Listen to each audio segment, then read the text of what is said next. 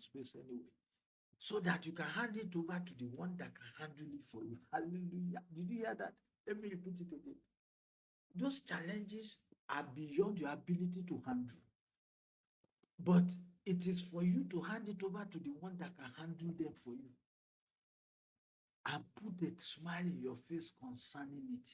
That's why we always tell you that you don't fight battles when you are in God's kingdom. It's God that fights your battle for you. You don't handle those challenges when you are in God's kingdom. It's God that handles those challenges. All He will be doing is to give you instruction.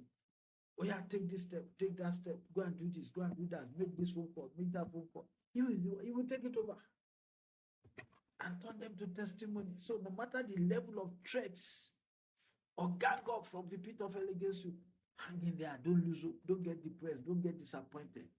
Don't give up. Hang in there with God. God will show up for you. So I think I've been talking too much. Let me read